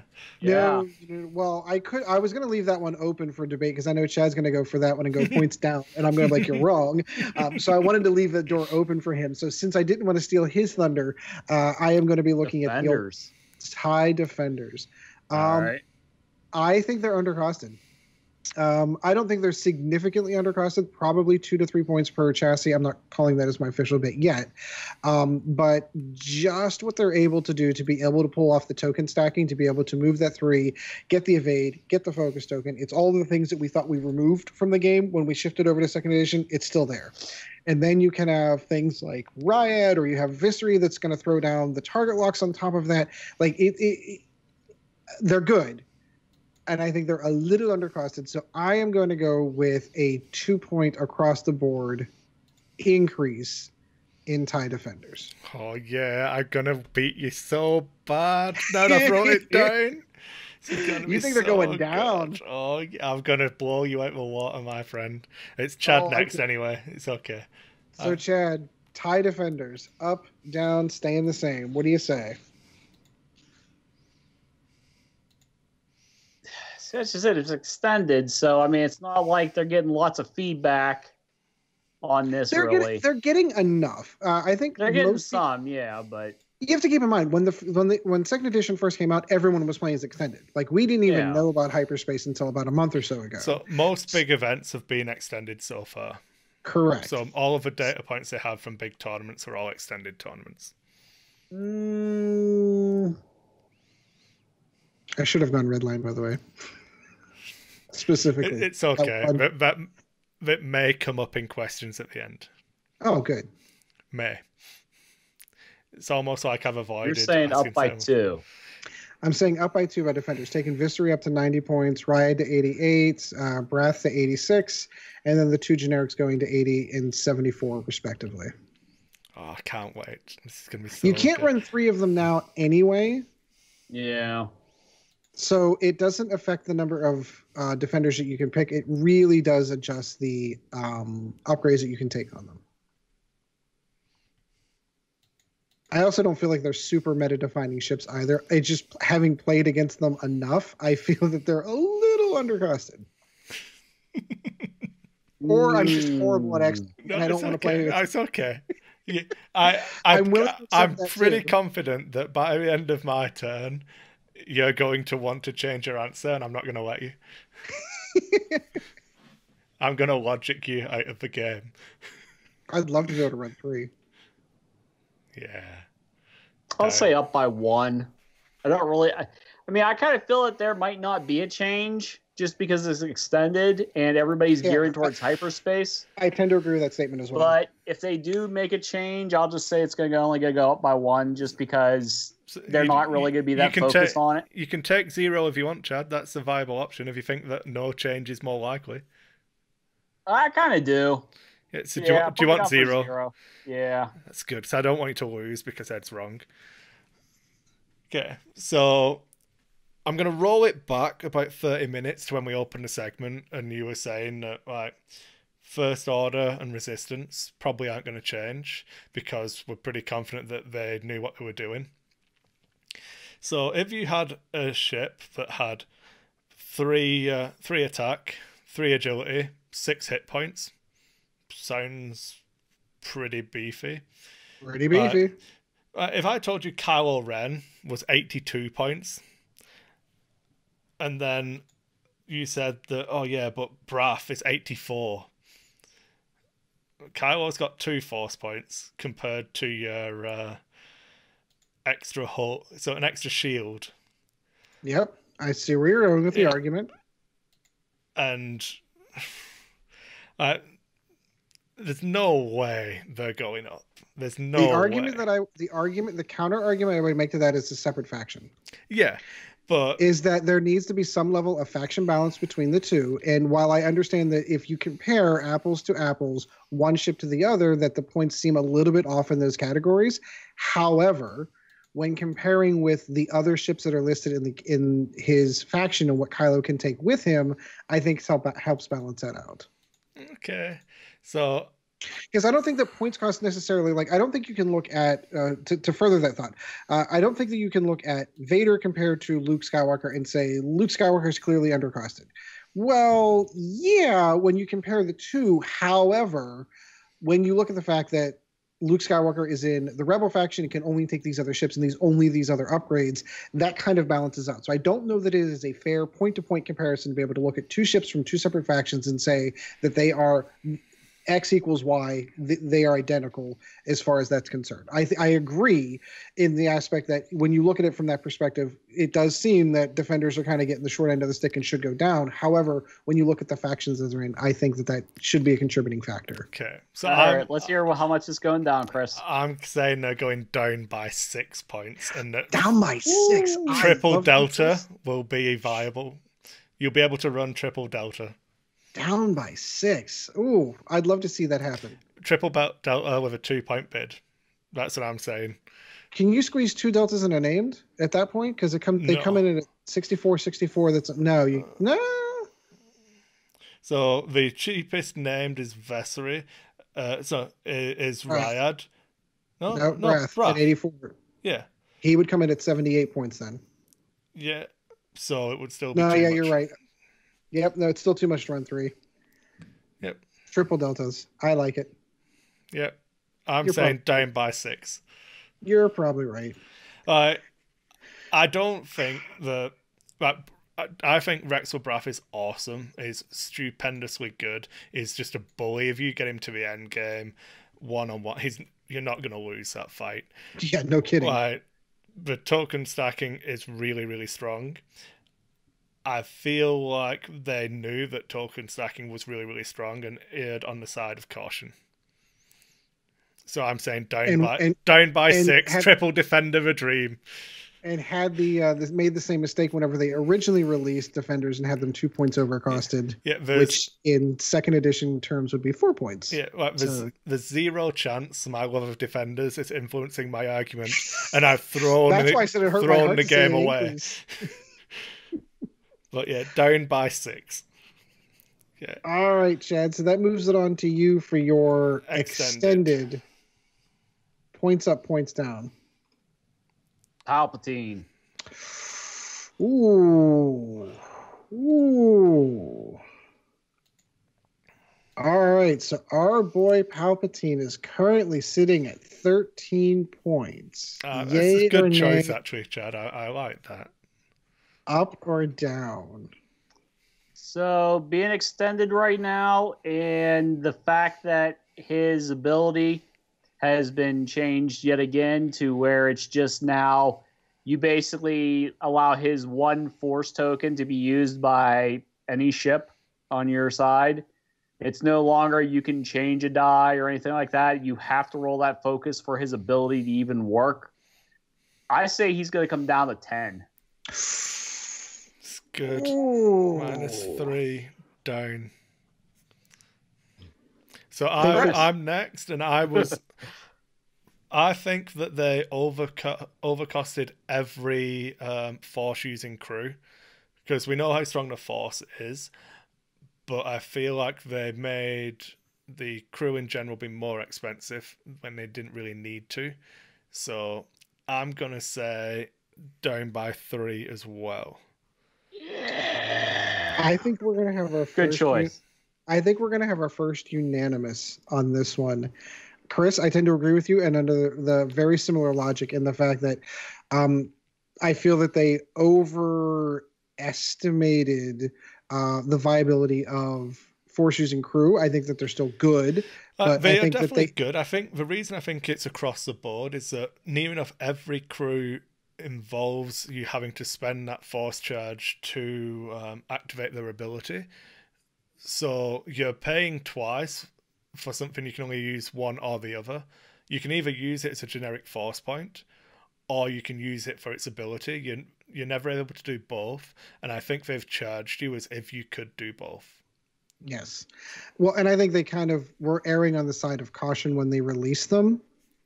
So they aimed high with the intentions of adjusting lower. So I think we're going to have our first unanimous on this one. I think Palpatine's coming down by 3. He'll be a 10-point crew. Guy's got a cough in me. Jeez. Well, it's a good idea. You had a really good one on this, and we both kind of all agree with that one. I'm actually really surprised you did not go with Whisper. Good idea. Really surprised.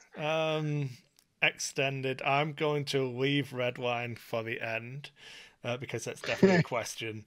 So I'll go in with a nice, easy, another softball for us all, and go quad jumper. Ooh, it's funny you should mention that. I was just pulling that up. 28 points base for 5 hull, 2 agility. It's only 2 attack, but it's got a crazy awesome dial that now has like white hard ones. The reverse moves got better than the previous edition. It maintained its tech slot in a non-resistance or first order faction. Like it's 28 points. Ludicrous. Yeah, ludicrous. I don't want to take it out of the game, so I'm going to be pretty conservative, but not as conservative as I could be, and I'm going to say up by 3. Yeah, I could totally see that. I was going to go, of course, being the heavy-handed guy that I am apparently on these ones, I was going to go up by 4. You're going up by 4. Up by 4. I think a base 32-point... No, I can see that. I wanted to go up by 2, but I felt like I needed an odd number in there. So yeah, I think going up by 4 across the board for those. I think and it has nothing to do with the stats on the show. It's genuinely that dial and all of the crazy things that thing brings to the table whenever that thing's on the board. I think up by 4 puts them in a position where you're not running two of them as filler ships, because that seems to be where people are using them. They're like, you've got this and this, and then I'm going to toss a couple of quad jumpers in there on top of it. It's a point cheaper than a naked cartel spacer as a filler ship. Yeah, it's 2 points more expensive than a Z95, with a far better dial and an extra hit point. Yes. Yes, absolutely. Yeah. It's stupid low. Yeah. Chad? Up by 2. Up by 2. That was my initial thought. Okay. So that is our game done. I'll need to I'll work it out. I'll shoot you guys messages on any questions I've got afterwards when I do the math. But sure, we've got, so this is what we'll use for our game. So I thought that because I didn't really brief you guys on it beforehand, it was a bit unfair to put stakes on it right away. But I figured that what I'll do is I'll make a donation to a charity of the winner's choice. Oh, that's a fantastic idea. Nice. I already know the charity that I'll pick. Yeah. And I bet you Kris picks DiceHate. Well, no, I can't say it'll be a giant donation. We'll see how much we make from this episode. Any Patreons or anything like that, but we'll the winner will get to pick the who we donate it to. Do we have to announce that now? No, you can have time to think. Like I said, I dropped this on. We only came up with this as our main topic 4 hours ago. And just because you're donating the work, it doesn't mean that you know. Okay, so as much as I'd love to be able to do that, which I think is a noble cause to do, due to conflicts of interest, I'm not allowed to do that. So, because I'm not allowed, legitimately for work, we're not allowed to donate to our own work cause. It's just a conflict of interest. So if it were me, I would donate to the Juvenile Diabetes Research Fund, which is JDRF. I do have 2 older children who are type 1 diabetics, and anything getting closer to a cure for my 2 little ones that have to test their blood sugars all the time, that would be the charity that I would play for. Yeah. Not bad. So there we go. I know how we'll do it. So the episode where we work out the results, so after the episode after the points come out, all of the money from that Patreon will donate to charity. Yeah, I think that's a great idea. I think that way that gives everybody time to sign up. Yeah, and you can cancel it after that Patreon if you like. Yeah, but that's how we'll do it. Fantastic idea. Every amount, and it'll be the before Patreon takes their cut. I'll. So there we go. That's what we'll do. And all right, Kris, you have a hard stop in 15 minutes, so I say that we call it here for the main topic. That was a fantastic topic. It really was. And then we will move on to close out the show right after this. All right, so that is going to do it for episode 15 of Lack of Focus. Of course, I want to thank you for joining us. This was a fantastic little impromptu episode as far as our topic was concerned. It actually really got into some deep points costs. I really enjoyed that. And we'll prove how grossly inadequate I am at judging points in X-Wing. I can't wait for that. I can't wait till you're right on a defender and it goes up and I look stupid. We shall see. I will rub that in, of course. So I do, of course, want to thank everyone for joining us. Chad, always a pleasure, my friend. Always a pleasure to be here. First off, we do have a question. Just the one? Well, we've got one, and there's some other ones on the actual Facebook page as well. Oh, okay. I'll have to go over and look at those in a second. You do Peter's question, and I'll grab the other ones. And okay. All right, so you're up, Kris, or Chad. Sorry. Peter Mancktelow wants to know. He did say that being across the pond, he always misses the Ask the Question section. So he wanted to get our first question in for 2019. He actually posted this up right after the last show we did. All right, he's got it, Peter. It's all yours. All right. Is there a game mechanic you would like to add to the game? He says his would be a Rebel, maybe Scum upgrade called Hijack. That would work something like Sabine's Captured Tie, but you could put it on any ship in the game. Says, as in like the TV shows and films, they always have to steal something from the Empire. So like in the films, how they stole the shuttle. And, yeah. He then goes on to say, anyway, keep up the hard work. I look forward to another year of lack of focus. Then it helps him from doing his work. Always happy to help out in that department. So, any like game functions you would like to see? Chris, I'll let you go with this one here because I'm putting some thought into this one. I was really happy that they added the Force in there. So that was really, really cool. I would like to see, now that they have red actions, I'd like to see like a green action or something. It would have to be really chassis specific. Like, it's got bad, I don't know, not a great dial, but it just does something really well. So you know, I can't even think of a way you could implement it, but because obviously if you're stressed, you can't do an action anyway. But like maybe a ship ability or something that let you. So I'm trying to think for you, like kind of like Ray's Falcon's worded. Whilst you're stressed, you can do these actions, and treat it as a blue action. So it could be a ship ability for something. I don't know what action I'd make, but I think that would be interesting. Like, you know what it's going to do every turn, but I don't know. So this is a mechanic to the game. It doesn't have to be ship specific or dial specific, correct? Yeah. So I've been clamoring about this one for some time. I love the 100-point dogfight style that we always do. One of the things that I would love to see added to the game, and again, I'm going to pull pages from my previous tabletop gamings, is alternate deployment conditions. So every time we ever sit up and play a game, we always play the exact same game for all intents and purposes. We're 1 inch away from this table edge, 1 inch away from that table edge, rocks in the middle, go. It's the exact same game every single time. I think tournament play specifically would benefit from 3 to 6 potential deployments into the game. So I'd like to see, for example, corner edge to corner edge, for example. That would change how the game is played. And I recognize in difficulty, it would be really difficult to do in a tournament setting. Doing it from the opposite table edges and effectively is the same. But if you even did ones where someone deployed in the middle and someone else deployed in another quadrant over here, or quadrant deployments, I think different styles of deployment. Alternate deployments are a really good way of adding variety to the game. It's kind of like exactly. It's not quite at objective level X-Wing because that gets stupid on how you actually implement it, but it's really clean and it's a nice way of implementing doing it. And scoring becomes really, really difficult. I agree. So like you could just take Bubba, Han, and Dormitz and you're okay. Deploy how you want.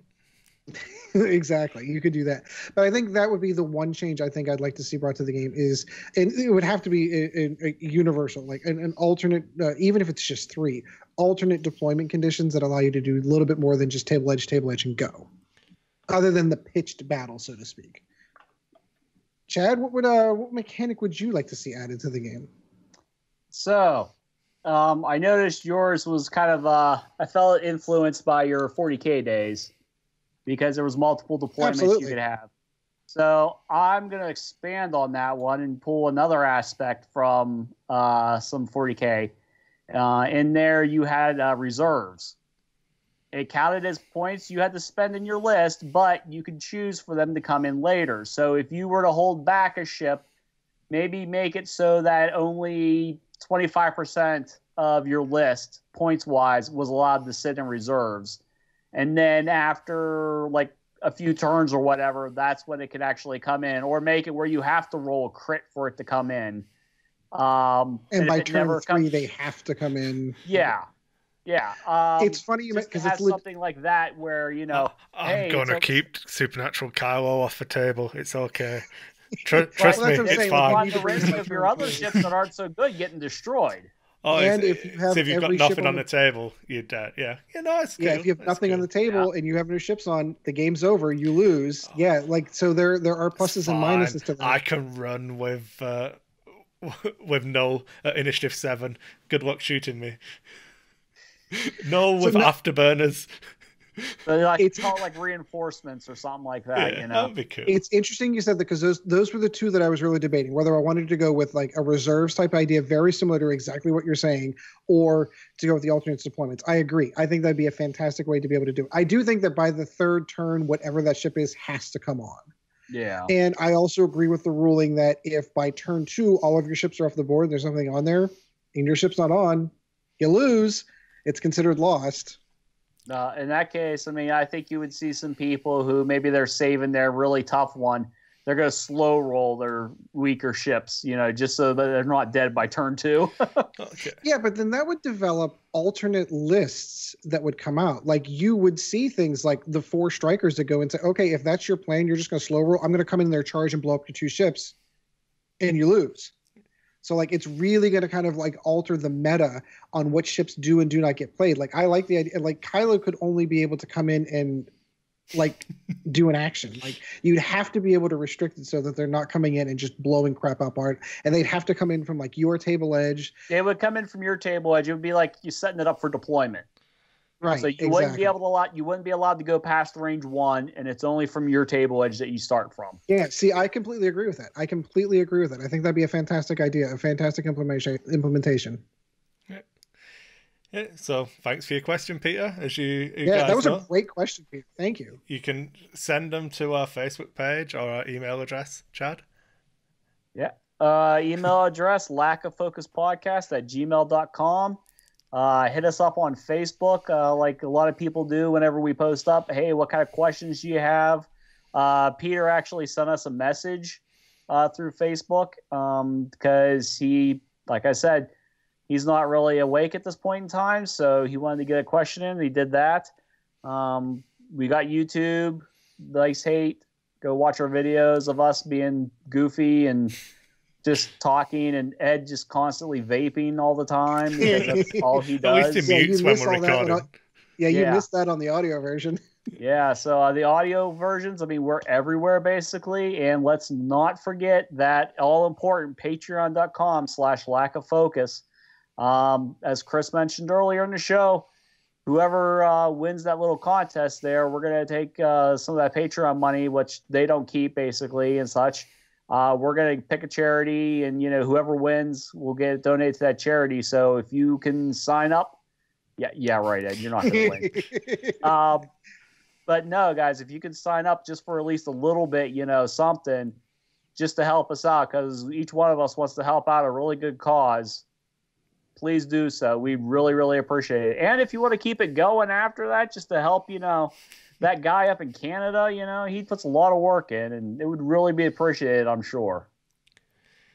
Absolutely. So there were more questions on the Facebook page. I was correct, going to Kris? just go through and like quick fire these because I did it slightly different this time. So I asked, You did. I took asked a for peek. questions, and then I asked the listeners a question as well. So I said, which ship or upgrade do you think will have the largest percentage change in points? Almost like I was tying it into our entire show. Ho, ho, ho. Look at that production So value. one Yeah, person he's like a actually producer. played the game and read the question, so well done, Tony. Largest percentage change should be handgunner on Scum, because even going up by a single point is a 25% increase. So and like handgunner could easily be like 6 points instead of 3, or Yeah. like 4 points or whatever. So That's a like, call. so Tony, I can see that. I can then, absolutely see that. unsurprisingly, lots of people said Punishers. Not many people actually specified Redline though, so that's an interesting little point Wait, there for are discussion. other TIE Punishers other than Redline? So, I've not seen them. Death Rain's pretty good, but the ability on Redline, and again, this for me, I'll just open up my thoughts on it. It isn't so much Redline and her stupid ability; it's a combination of advanced sensors and the efficiency of torpedoes in general that is just crazy good. That you can, no matter what your opponent does, you can Always fire those. You can advance sensors boost. You can advance sensors boost and get your target lock, and you can advance sensors like it's just crazy. You can adjust. It's good, but I don't think that becomes as much of an issue lower down. Like Death Rain can't advance sensors into a boost and a reposition and a target lock. So I feel like there isn't going to be a change on Punishers across the board. I could see Redline going up, coming down. Yeah. Yeah, coming down. Are you insane? Okay. I feel like the problems with Punishers in general is more of a problem with the cards that go on them, other than Redline. Yeah, and one of the cards which we addressed already today, which is of course the torpedoes themselves. Yeah.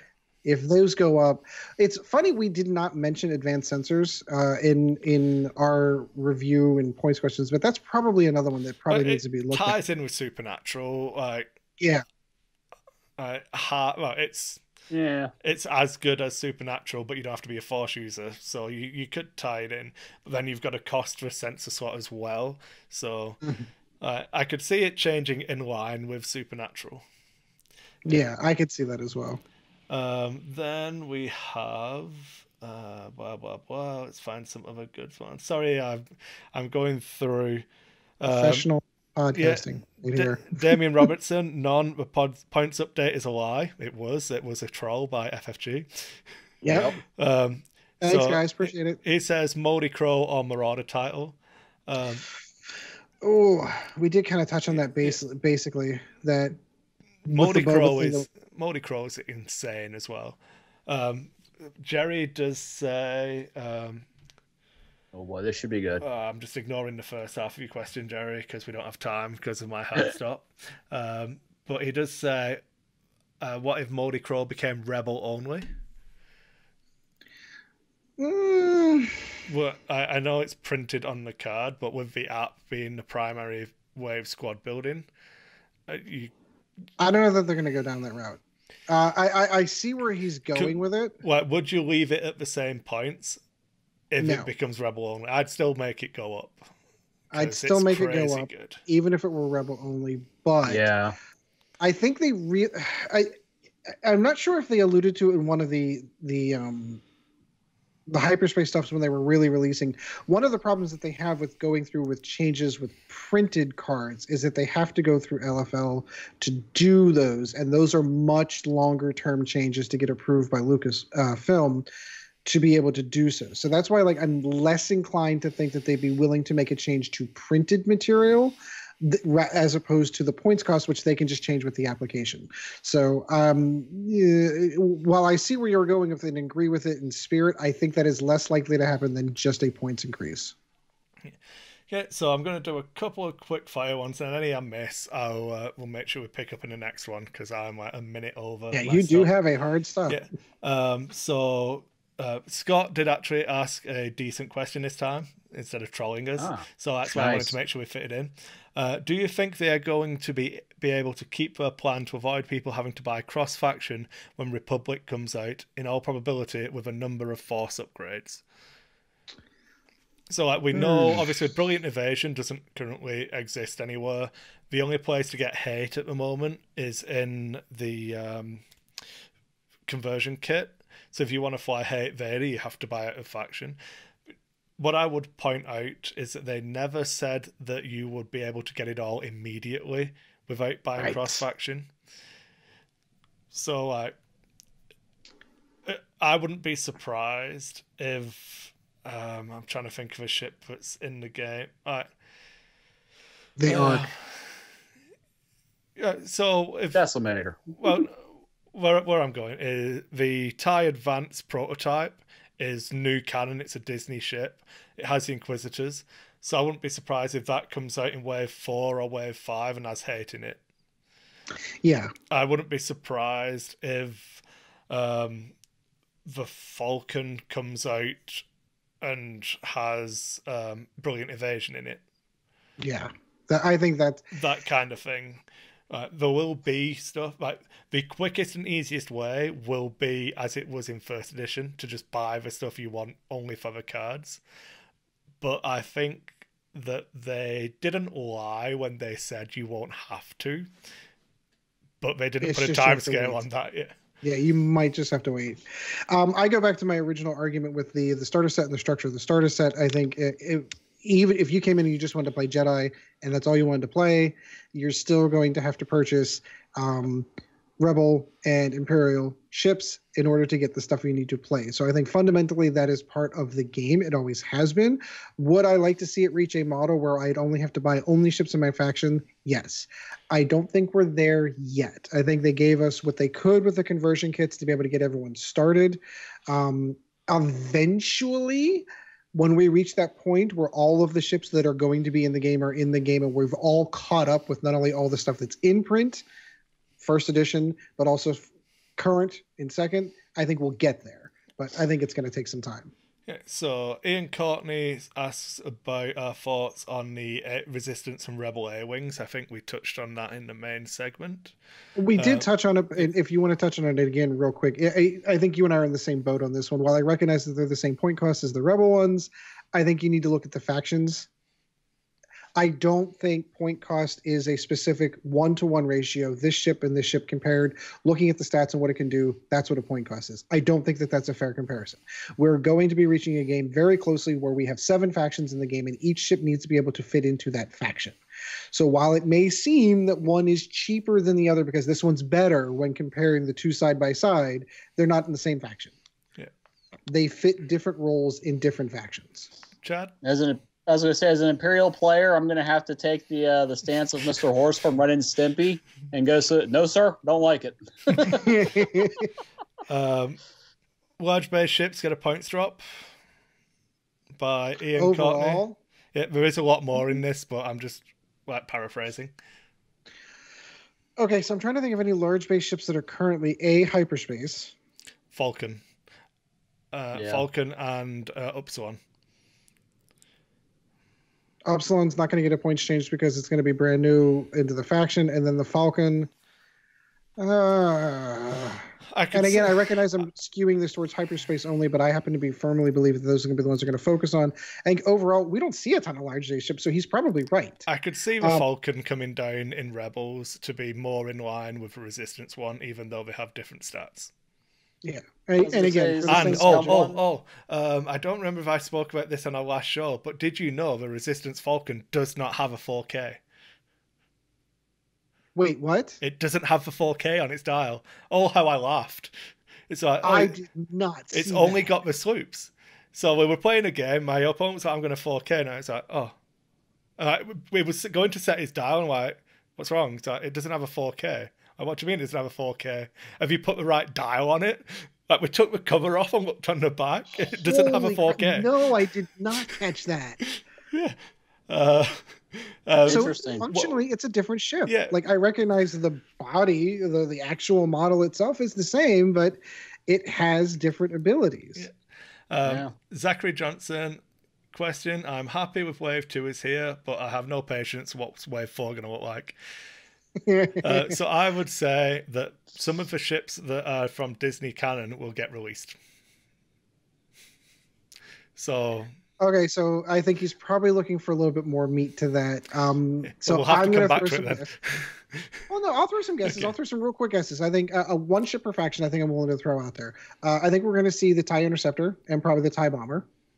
Those are canon Star Wars ships. Should be in the game. From Rebel side, we're going to see the B-Wing.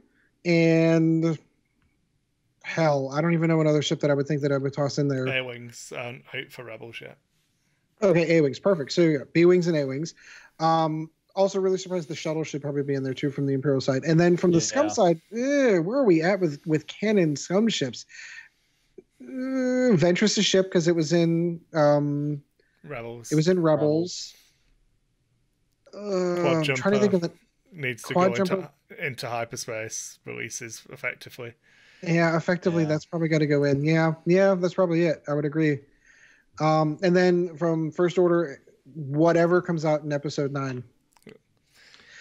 Same with the Resistance, whatever shows up in the Resistance TV shows. Like, there's been a couple of ships already shown in the Resistance TV show, so something from there. It's like I'm more getting onto this boat where Kris is. I'm going to have to jump in now because I can hear the people who are coming round have arrived. So I want to quickly cut you guys off and thank our patrons. Gustavo, Jerry, Michael, Peter, Ronnie, Tommy, and William, I believe. Tommy and William are both new, so thanks a lot. Fantastic. Thanks, guys. Awesome. Really appreciate that. And I'll throw it over to Ed to close it out. And I'm sorry if we missed your question. We'll make it up to you. Yeah, Kris is on a hard stop. Sorry about that. So I'll try to make this quick. Thank you so much for joining. I always appreciate the support and appreciate you guys listening. So until next episode, try that again. Until next time, hopefully we'll have real point costs to talk about in the next episode. And until then, fly casual. Thank you once again for joining the Lack of Focus X-Wing podcast. Check out DiceHate Productions for all the latest episodes, and we'll be looking forward to seeing you again next episode.